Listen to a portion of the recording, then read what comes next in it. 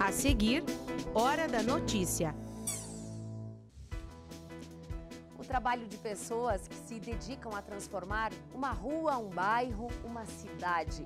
A partir deste mês, nós vamos contar essas histórias na série de reportagens Vidas em Movimento.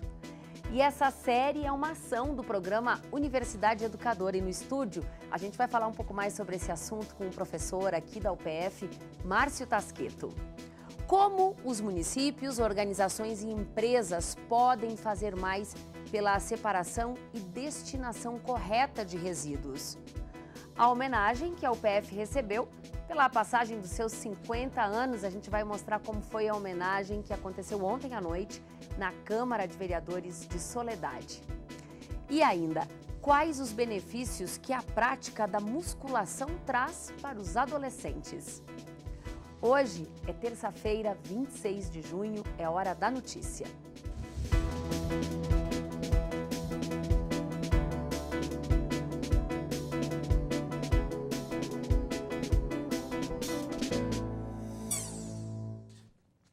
Histórias de pessoas que se dedicam a criar um território educativo e uma sociedade melhor para todos.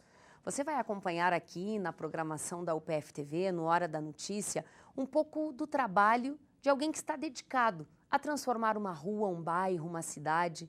A série de reportagens Vidas em Movimento faz a estreia de 2018, falando de uma vida que há 35 anos trabalha por conquistas coletivas na área da saúde. Elas refletem a nossa cultura, a nossa tradição e a nossa história. Estão na política nacional do Ministério da Saúde e desde 2006 ampliam as opções terapêuticas e garantem o uso sustentável da biodiversidade brasileira. As plantas medicinais fazem parte do dia a dia de muita gente que aprendeu a utilizá-las com os avós, com os pais, com algum familiar. É o caso da Maria Beatriz, uma vida que se movimenta a partir de um trabalho coletivo e regional com foco na saúde pública e que também tem a preocupação de transmitir esse conhecimento popular. Quando nós começamos o trabalho, os postos de saúde, principalmente no interior, tinham uns remédios lá, muito poucos, e uma pessoa lá talvez fazendo trabalhos manuais, porque não tinha o que fazer, e o médico lá ia de vez em quando no posto. Hoje, nós temos já todos os postos de saúde equipados, com estrutura que não tinha na época. Nós já temos os direitos, né, que nós adquirimos, né, na área da saúde pública. Então, hoje, o trabalho é bem melhor. Quando nós falávamos naquela época sobre plantas medicinais, de uso de plantas medicinais para seu tratamento, parecia um crime. Hoje, nós já temos portarias, nós já temos leis, nós já temos o pessoal, a população está muito mais consciente da necessidade de usarmos as plantas medicinais pelo efeito que elas fazem. O nosso projeto é regional. Tem vários municípios que congregam, que fazem esse mesmo trabalho. Nós nos focamos principalmente nas causas geradoras de doenças e quais são as alternativas que nós buscamos. Então, a causa geradora de doença você faz com a formação, com a educação, com o curso, de buscar conhecimento. As plantas medicinais, elas são um ramo, um item dessa questão toda, né? Onde nós trabalhamos com a fitoterapia, nós trabalhamos com produtos alternativos, né? Como açúcar mascavo, como o mel, né? Com essas coisas todas que a gente trabalha. Não é uma equipe toda da Associação Regional dos Agentes de Saúde. Nós nos reunimos em Passo Fundo, é uma associação, né? Que a gente trabalha com todos esses produtos. E o bom nessa história é que a população já está mais consciente. Hoje já procura bem mais. Pessoas já com formação maior já procuram eles. Não é simplesmente porque o remédio está caro, eu vou buscar o chá, né? Eles já estão procurando porque eles já fizeram a experiência nesses anos todos, né? De que realmente é o melhor para a vida deles. Os agricultores estão ligados ao sindicato, não só aqui em Tapejara, mas em toda a região onde nós trabalhamos, elas estão ligadas ao sindicato. Elas têm uma estrutura do sindicato.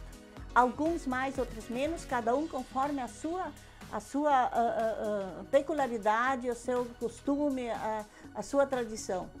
Mas todos trabalham junto com os sindicatos trabalhadores rurais, porque elas são agricultoras. E elas vêm trabalhar aqui de forma voluntária, né? As plantas medicinais estão ali, mas qual é o princípio ativo delas e para que servem?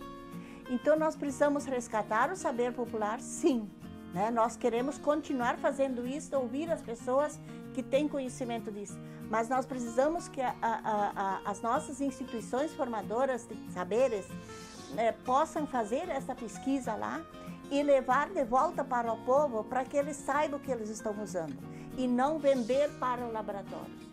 Pode até vender, mas o povo precisa saber disso, porque hoje nós já temos plantas medicinais, fitoterapia usados na rede pública. Mas nós precisamos ampliar isso. Essa é a nossa briga. Nós precisamos bem mais do que só isso, né?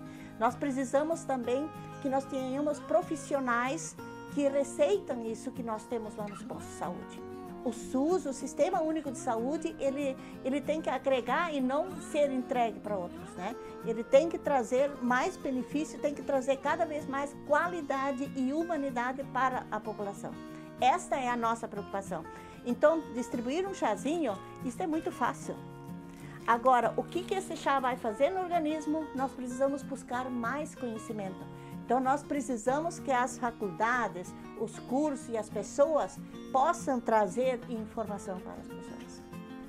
Meu nome é Maria Beatriz Kunkel. Há 35 anos nós estamos trabalhando neste projeto de educação popular para a saúde preventiva.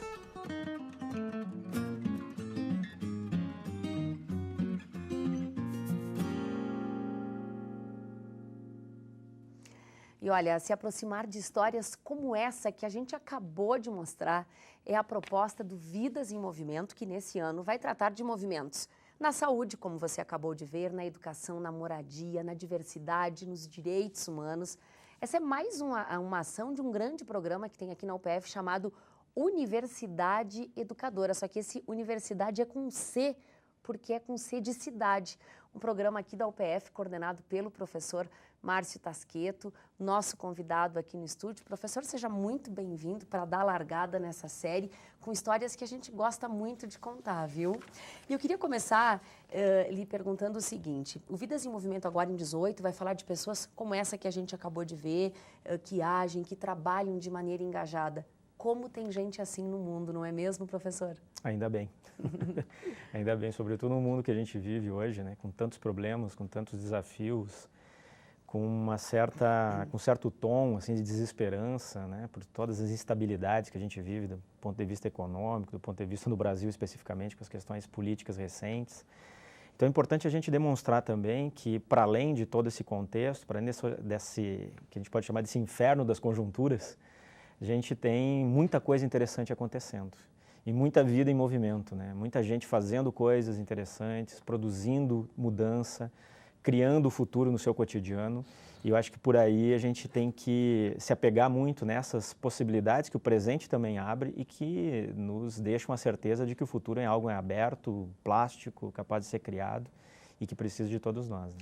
Bom, professor, ao longo desse ano, nosso desafio é trazer histórias que tragam, de alguma forma, discussões importantes e que ajudem a construir uma cidade melhor, um estado melhor, um país melhor.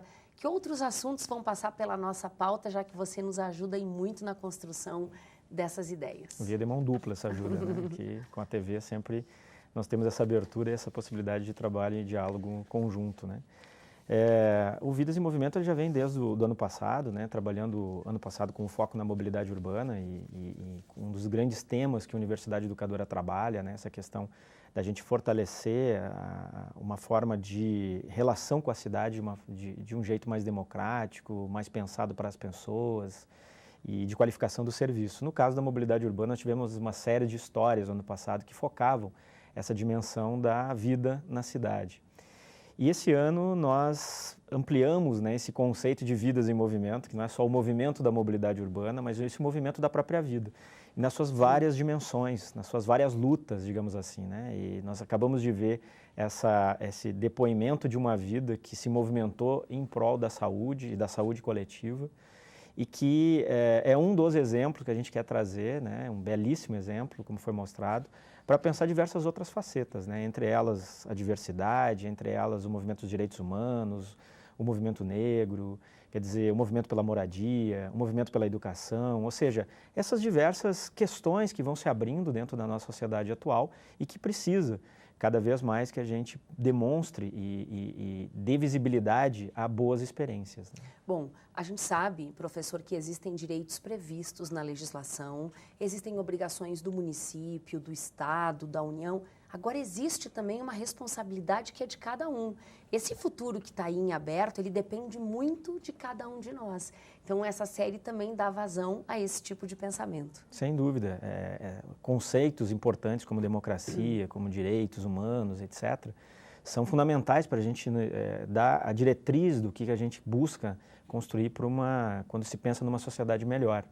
No entanto, eles são universais que só têm sentido, só têm carne, só tem, né, peso no nosso cotidiano, na prática, quando isso se materializa através das nossas vidas, de todos nós.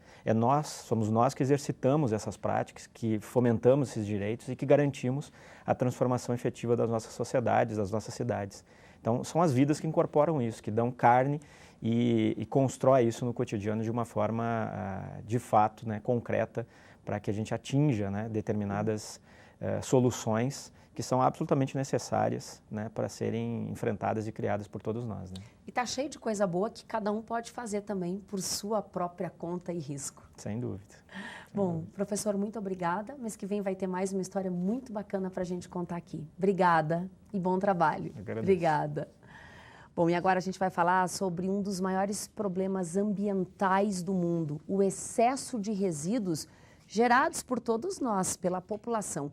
Só o Brasil é responsável por 80 milhões de toneladas por ano e mais de 90% desses resíduos são depositados em solo sem reaproveitamento nenhum. Bom, essa é a maior preocupação de municípios, organizações e empresas. E a separação e a destinação correta para a reciclagem é um grande desafio.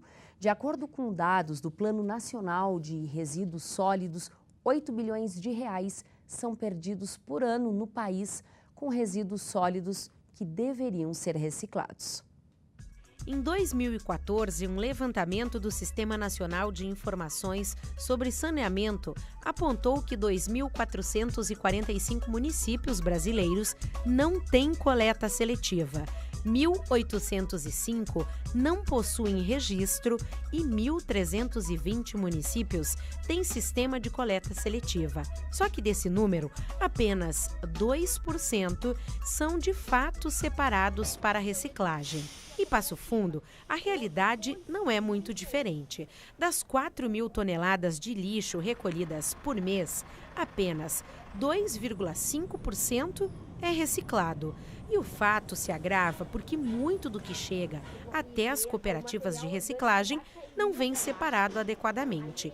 E foi pensando em questões como essa que a UPF busca incentivar, por meio de um projeto de sensibilização ambiental, funcionários, estagiários e professores. O nosso treinamento de sensibilização ambiental, ele não acontece mais dentro de uma sala de aula. Hoje as pessoas se inscrevem e vão fazer uma visita a essas duas cooperativas que são quem recebem os nossos resíduos recicláveis e não recicláveis. E lá eles se deparam com a dificuldade que o pessoal encontra para fazer um trabalho que nós podíamos ter feito aqui dentro da universidade e que é muito fácil, né? E aí quando eu vou lá e vejo isso, eu me sensibilizo, me toca e aí eu mudo o meu comportamento. E mais ainda, quando eu volto para o meu setor, eu levo essa experiência. E aí eu começo a sensibilizar e ser um multiplicador desse momento de conscientização social, ambiental.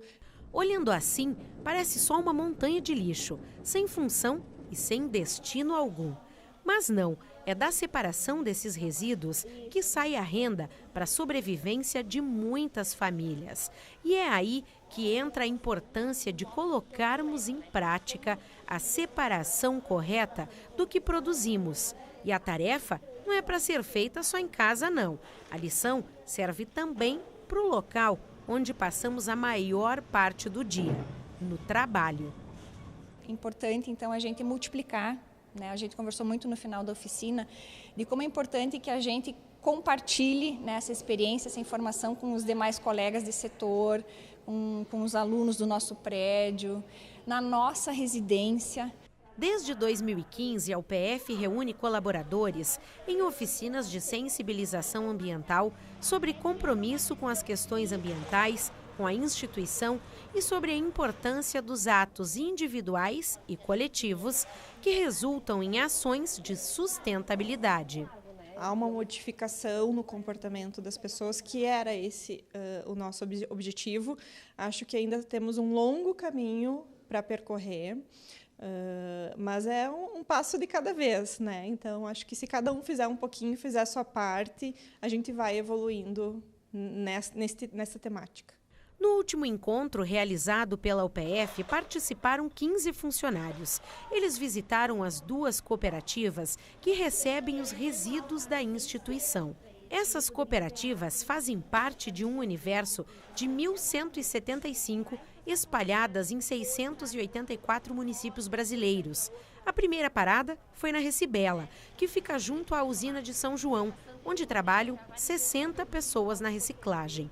Depois, hora de dar uma espiadinha no trabalho desenvolvido pela Coama, que integra o projeto Transformação e que beneficia cerca de 9 famílias. Mais importante ainda, eu diria, em função de conhecer e sentir a realidade que esses cooperados vivem, a importância daquela separação que a gente já está habituado, que a gente já sabe, que a gente já conhece, que é importante fazer, mas que a gente se descuida.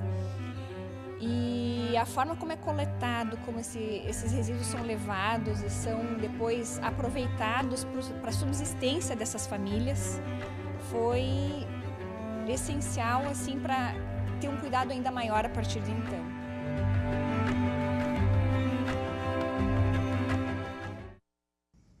Os benefícios da musculação para os adolescentes é um dos assuntos que a gente mostra depois do intervalo. Nós já voltamos.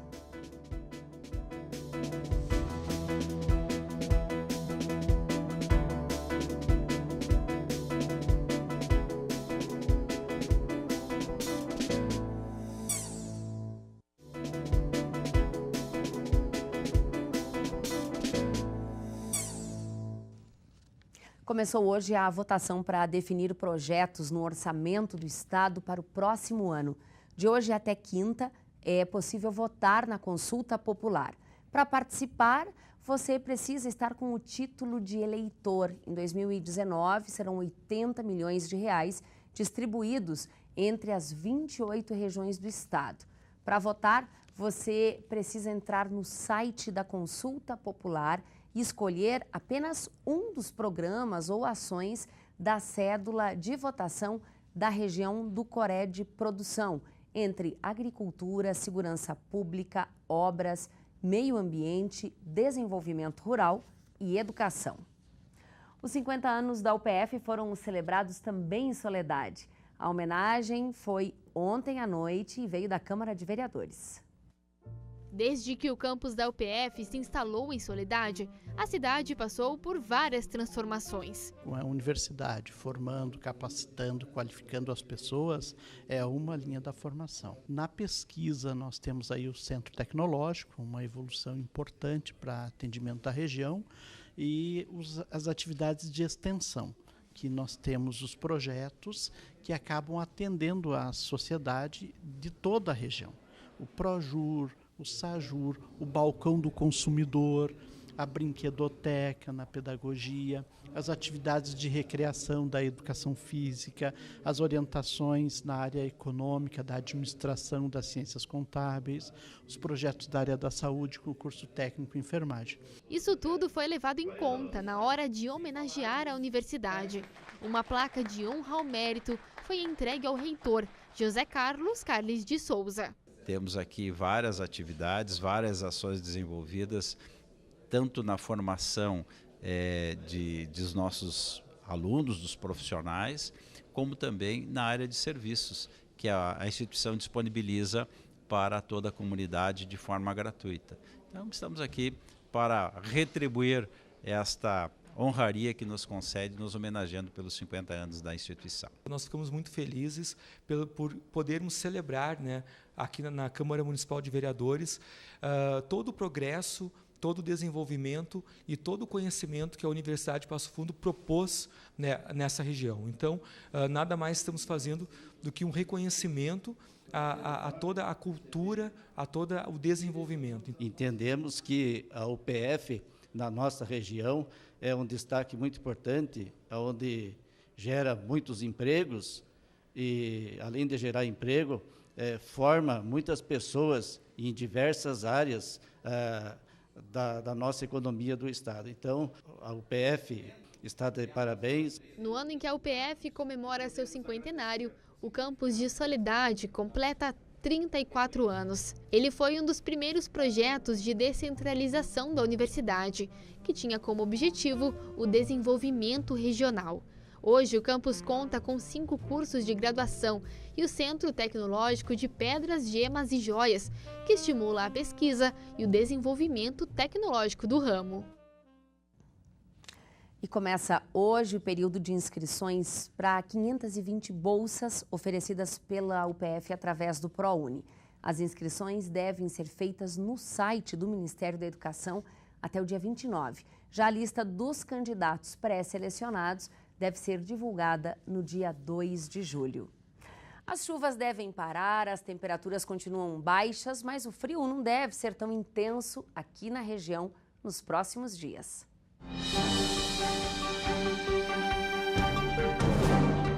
A previsão do tempo para quarta-feira em Passo Fundo é de muitas nuvens durante todo o dia e não tem previsão de chuva. Mínima de 12, máxima de 21 graus. A quinta-feira marca céu nublado durante todo o dia e também não há previsão de chuva.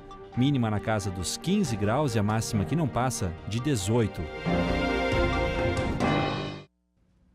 E amanhã acontecem as atividades do Dia do Desafio do SESC em 492 cidades gaúchas. O Dia do Desafio, ele surgiu para incentivar as pessoas a saírem do sedentarismo. É realizado sempre na última quarta-feira do mês de maio. Só que nesse ano, por causa da greve dos caminhoneiros, a data então foi remarcada para junho. A proposta é uma competição saudável entre duas cidades. O município que mobilizar mais pessoas em relação ao número oficial de habitantes vence. Então, toda a comunidade de Passo Fundo está convidada para amanhã realizar pelo menos 15 minutos seguidos de qualquer tipo de atividade física e depois, é claro, registrar a realização dessa atividade fazendo contato com o SESC. Bom, praticar esportes faz bem, disso todo mundo sabe, mas o que pouca gente sabe é que fazer musculação traz benefícios específicos para os adolescentes. É que a musculação tem o poder de contribuir com o crescimento. Tudo, claro, sem exageros. Gabriela e Ariane, uma de 17, a outra com 14 anos. Uma na faculdade, outra terminando o ensino fundamental. Já faz um ano que a Gabriela colocou a academia na rotina. Já a Ariane começou agora há pouco e ainda está em fase de adaptação. Duas realidades diferentes, mas nem tanto assim. As duas buscaram essa academia para fazer musculação. Por aqui, a estimativa é que pelo menos 30 adolescentes entre 13 e 18 anos façam o exercício toda semana. 99% hoje é estética, né? Eles buscam uma estética, mas estão, apesar da fase de crescimento deles, é o momento que eles pararem mesmo de crescer que começa a performance da estética, e sim que eles estão mais por saúde também. Fazer musculação na adolescência não tem nada de errado. Pelo contrário, Os benefícios podem ser bem variados. Na verdade, os adolescentes devem fazer o treinamento de força, principalmente por uma questão hormonal, onde tanto o menino quanto a menina, eles têm uma carga de testosterona nessa fase da vida bastante grande. Então, o que acontece? A testosterona, que é o hormônio masculino, que formam principalmente a nossa musculatura, vão fazer que o aumento de massa muscular e de força nessa idade seja maximizado. O ideal é que quem está nessa idade faça os exercícios de forma bem moderada.